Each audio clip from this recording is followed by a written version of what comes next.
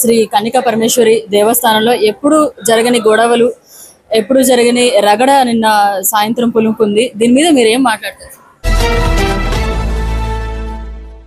వారికి ఏం లేదమ్మా, 7 సంవత్సరాల నుంచి 7-8 సంవత్సరాల నుంచి వారు చెప్పిన వారే ఇక్కడ అధికారం చెలాయిస్తున్నారు.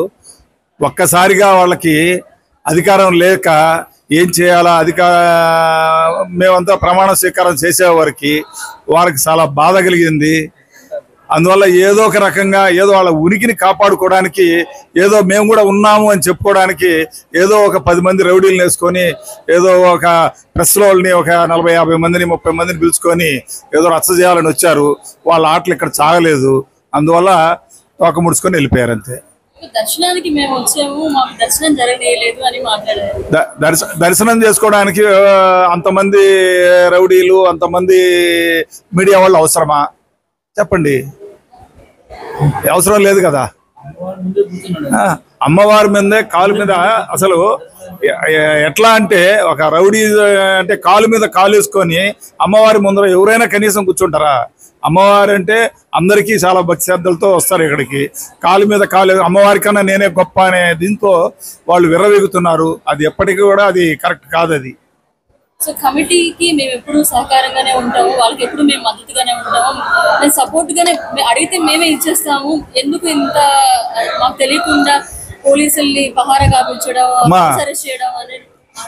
సుమారు 25 రోజుల నుంచి మాకు అప్పజెప్పమని చెప్పేసి వాళ్ళ ప్రెసిడెంట్ సెక్రటరీని పిలిచి మాట్లాడడం జరిగింది. మళ్ళా 2-3 సార్లు వాళ్ళ ప్రెసిడెంట్ సెక్రటరీకి ఫోన్ చేసి కూడా అడగడం జరిగింది. తర్వాత వచ్చేసి ఆల్ ఆఫ్ సడన్ మేమేమి వాళ్ళలాగా రాత్రికి రాత్రి కమిటీ వేయలేదు. ముందు రోజు ప్రెస్లో చెప్పాము, మామూలుగా చెప్తూ ఉన్నాము, రేపు కమిటీ వేస్తామని చెప్పాము, రైట్రాల్గా వేసాము. కానీ వాళ్ళలాగా దొంగతనంగా రాత్రికి రాత్రి అయితే మేము కమిటీ వేయలేదు.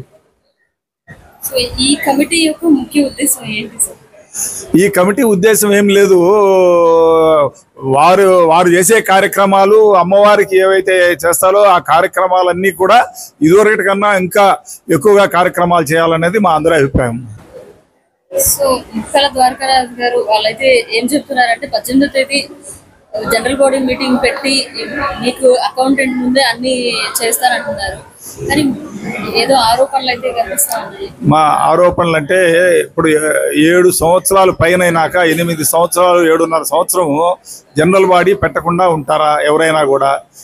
7.5 సంవత్సరం లెక్క చెప్పకుండా మేము గత సంవత్సరం రోజుల నుంచి లెక్క చెప్పమని మా వాళ్ళు అడుగుతున్నారు. నిజంగా కూడా వాళ్ళు తినుంటారని అయితే మా వాళ్ళందరికి అనుమానం ఉన్నా, నాకైతే నిజంగా అనుమానం లేదు. అంటే అమ్మవారి డబ్బు తింటారనేది నేను కూడా నమ్మలేదు.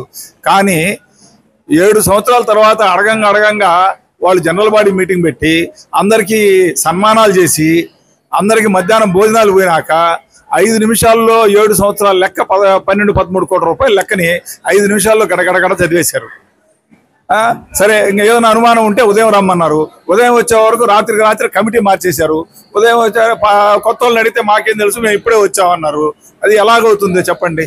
అంటే ఇప్పుడు కూడా ఇంకొక 3-4 ఏళ్ళు ఉన్నారనుకోండి, 10 ఏళ్ళు అయిన తర్వాత ఎవరికి గుర్తుంటాయి లెక్కలు, ఎవరు అడుగుతారు అనే ఉద్దేశం తప్ప వేరే ఏం కాదు. అన్ని అకౌంట్ ఉంటే మరి చెప్పేదానికి ఇబ్బంది ఏంది? అన్ని అకౌంట్ ఉంటే చెప్పేదానికి ఇబ్బంది ఏంది? చెప్పొచ్చు కదా. జనరల్ బాడీ చెప్పి 500-600 మందిలో నువ్వేం చెప్పగలుగుతావు? మాకేదో ఇప్పుడు కమిటీ ఉంది, ముందర లెక్కలు చెప్పు. ఈ లెక్క ఇట్టుంది, ఈ లెక్క ఇట్టుంది, పొరపాట్లు ఏదన్నా ఉంటే చూసుకోమని చెప్పు. కావాలంటే జనరల్ బాడీలో అందరి ముందర అప్పచెప్పమను.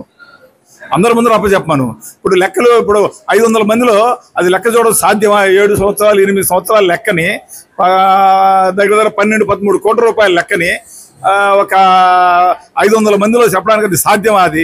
అది ఊరికే ఏదో మమ్మ అనిపించేసి కంప్లీట్ చేసుకుందాం అనుకున్నది తప్ప వాళ్ళకైతే కరెక్ట్గా లెక్కలు చెప్పాలనే ఉద్దేశమే లేదని నాకు అనిపిస్తుంది. అది పాసిబులా ఏమైనా? ఇప్పుడు 500 మంది 600 మంది రేపు జనరల్ బాడీకి వస్తారు. 500-600 మంది జనరల్ బాడీలో ఎవరికి లెక్క అడుగుతారు? ఎవరికి చెప్పగలుగుతారు చెప్పండి? అది సాధ్యమా? అది ముందర మాకు లెక్క ఇది చెప్పమను. కాకపోతే అందరి ముందర ఇప్పుడు 500 మంది 600 మంది వస్తారు కదా, వారి ముందర మాకు అప్పచెప్పమను. అది మా ఉద్దేశం.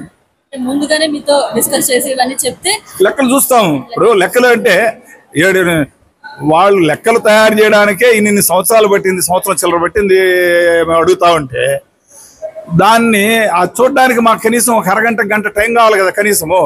అది అంతమందిలో జనరల్ బాడీలో ఆ లెక్క చూడడానికి వీలవుతుందా? కనీసం అది లోక జ్ఞానం కానీ వాళ్ళకి జ్ఞానం కానీ ఏదన్నా ఉండాలా?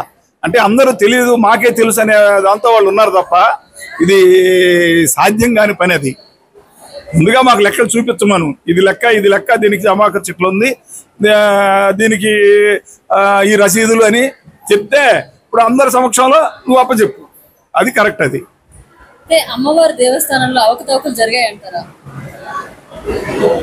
అంటే ఎలా తెలుస్తుంది? లెక్క చెప్తే కదా తెలుస్తుంది. అవకతవకలు జరిగా లేదనేది లెక్కలు చూపిస్తే తెలుస్తుంది. 7-8 సంవత్సరాలు లెక్కలు చూపించకుండా ఉండాల్సిన అవసరం ఏంది? ప్రతి సంవత్సరం జనరల్ బాడీ పెట్టాలి, పోయి 2 ఏళ్ళకి పెట్టు, 3 ఏళ్ళకి పెట్టు. 7 ఏళ్ల తర్వాత అడగంగా అప్పుడు వాళ్ళు జనరల్ బాడీ పెట్టేసి అప్పుడైనా లెక్కలు చెప్పారా? లెక్కలు చెప్పలేదు. మళ్ళీ ఉదయం చెప్తా ఉన్నారు, అప్పటికప్పుడు రాత్రి కమిటీ మార్చేశారు. ఇదేం పద్ధతి ఇది? అసలు కమిటీ మార్చడానికి అసలు వాళ్ళు ఎవరు? ఆయనకి ఏం హక్కు ఉంది? ఈయన అసలు దీంట్లో ప్రెసిడెంట్ కాదు, అదే చైర్మన్ కాదు, సెక్రటరీ కాదు, కమిటీ మెంబర్ కాదు. ఆయన గౌరవాధ్యక్షుడు అనేది అది దీంట్లో రెస్పాన్సిబుల్ పర్సన్ కాదు యాక్చువల్గా. కానీ అసలు ఒక ఆర్యవైశ్యుడు మా సంఘంలో కూడా ఆయన్ని మేము వెళ్ళడం జరిగింది. మా ఆంధ్రప్రదేశ్ ఆర్యవైశ్య మహాసభలో కూడా ఆయన మా యొక్క సంఘం నుంచి కూడా మా మెంబర్షిప్ కూడా తొలగించడం జరిగింది. ఇంకా అవన్నీ చెప్పాలంటే ఆయన గురించి ఆయన సుమారు ఒక రోజు కూడా చాలదు, మీ టైం సరిపోదు అనమాట.